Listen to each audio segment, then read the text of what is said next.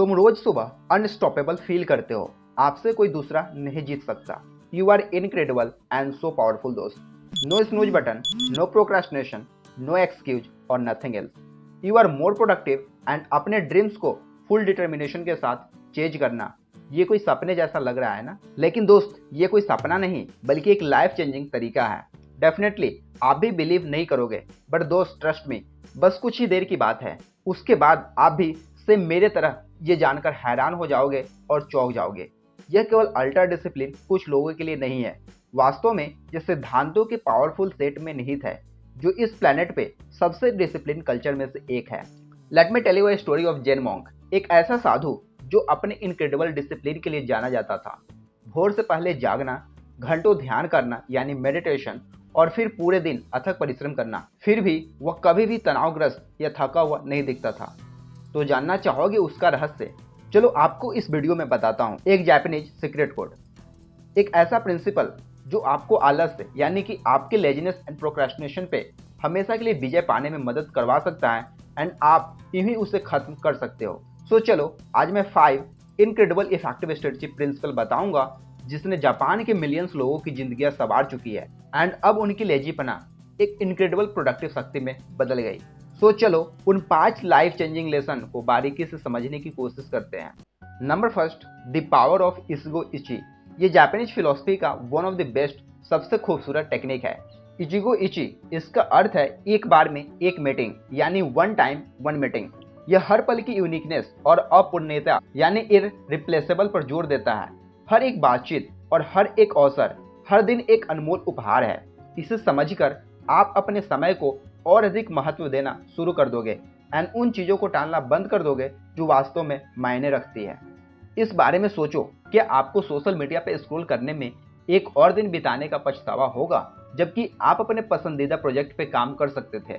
Ichigo इची आपको हर एक पल का अधिक से अधिक लाभ उठाने के लिए इनकरेज करता है, जिससे आपका नजरिया बदल जाता है आपके अपने समय और अपने प्रोडक्टिविटी को लेकर।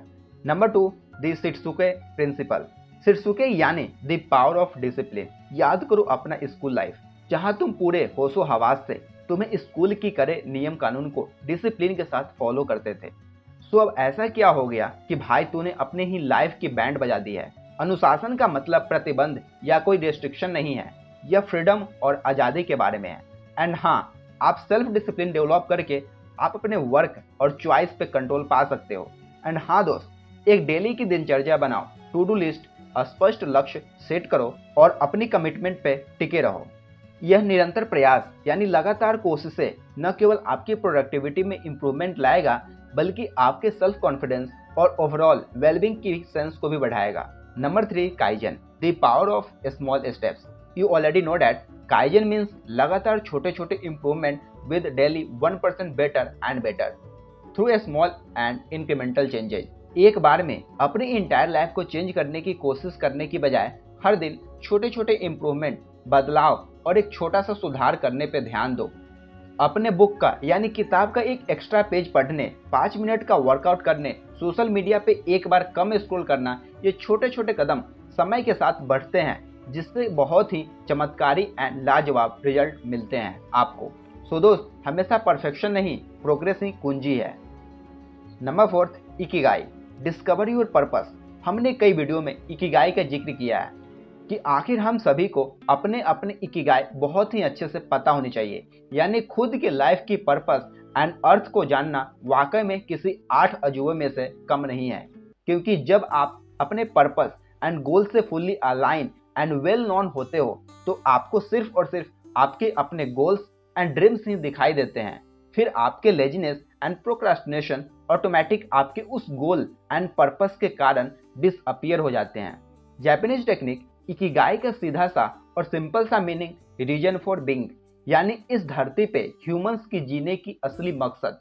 सो अभी तक अगर आपके passion, mission, vacation and profession unique and clear नहीं है तो दोस्त आपके लिए खतरे की घंटी वेट कर रहा है। अ बिग वार्निंग दोस्त, उस वार्निंग से पहले आप अपने आप को बदलो, देन ये दुनिया खुद ब खुद बदल जाएगी आपके लिए। And never complain, always act big, do big and achieve big. अगर आप अपने पैशन को लेकर थोड़ा सा भी सीरियस हो तो मैं बता दूं कि आप बहुत ही इजी में आप अपने पैशन को डिस्कवर कर पाओगे और उसे जान पाओगे। ये 4 क्वेश्चन के थ्रू जिसे आपको अपने आप से पूछना है और उसे सॉल्व आउट करनी है। First, what do you love? आपका वाकई में चाह क्या है? आप क्या करना चाहते हो? क्योंकि वो कहते हैं ना, जिसमें चाह है उसी में राह है। सो अपने लव को फाइंड आउट करो। Second, what you are good eight?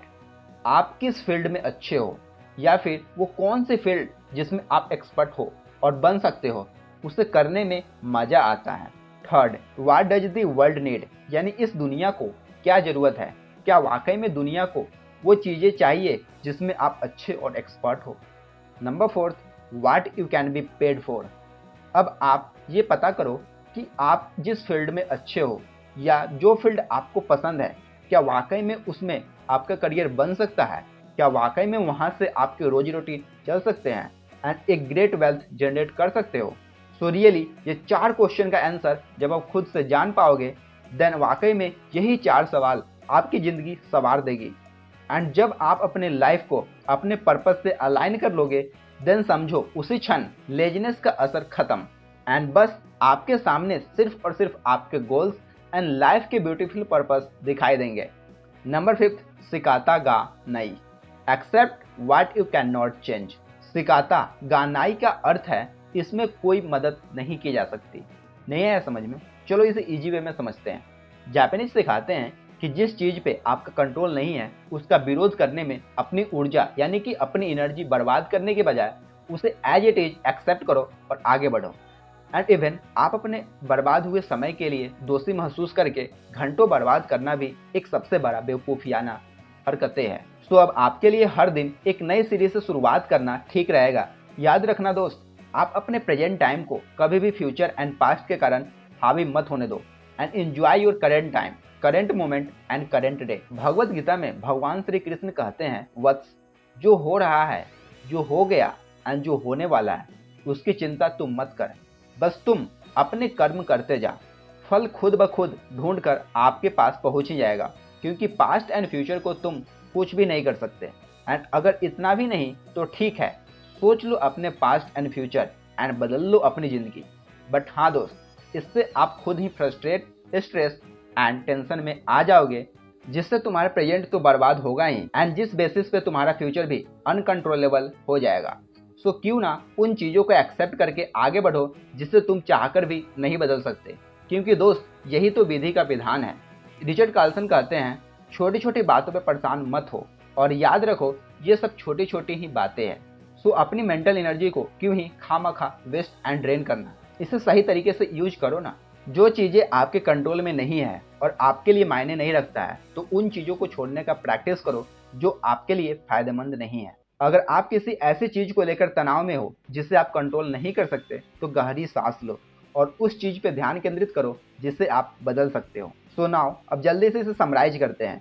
किसी भी तरह की लेजीनेस और प्रोक्रास्टिनेशन को खत्म करने की ये 5 तरीके जिसे हमने बहुत ही अच्छे से समझा। First, one time one task, यानी अवॉइड मल्टीटास्किंग एंड सिर्फ और सिर्फ एक समय पे एक काम बस। Second, the power of discipline, यानी कोई भी काम करो अपनी पूरी शिद्दत से और मन लगाकर करो, full of consistency and discipline के साथ। थर्ड, काइजन, यानी हर दिन सिर्फ और सिर्फ 1% better improvement in your work. Fourth, Ikigai, यानी फाइंड योर लाइफ पर्पस, अपने जीवन का मकसद फाइंड आउट करो कि आपने इस धरती पे आए ही क्यों हो। भगवान ने कुछ सोच समझ कर ही कुछ बनाया है, तो बस अब आपको अपने लाइफ के उस वाई को ढूंढना है और वो चीज़ें कहीं रास्ते पे नहीं मिलेगी दोस्त, बल्कि वो सारी चीज़ें आपके खुद के अंदर झांकने से मिलेगा। Fifth, accept what you can not change, जो चीज़ें आपके फेवर एंड आपके कंट्रोल में नहीं है उसे जाने दो, लेट इट बी गो। क्यों ही खामखा के पंगे ले रहे हो, क्योंकि आप उसे चाहकर भी बदल नहीं सकते। जो होने वाला है एंड जो चीज़ें हो चुका वो कभी भी चेंज नहीं हो सकता, चाहे आप कितना भी माथा पटक लो। So just let it go. याद रखो दोस्त, सफलता यानी सक्सेस रातों रात नहीं मिलती, लेकिन इन सिद्धांत के साथ आप हर दिन खुद को एक बेस्ट वर्जन बनने के एक कदम करीब ले जाओगे। इन जापानीज प्रिंसिपल के बारे में आपका क्या थॉट्स है? कौन सा सिद्धांत आपको सबसे ज़्यादा पसंद आया एंड सबसे ज़्यादा आपसे आपके लाइफ से रेजोनेट किया? मुझे कमेंट बॉक्स में ज़रूर बताना।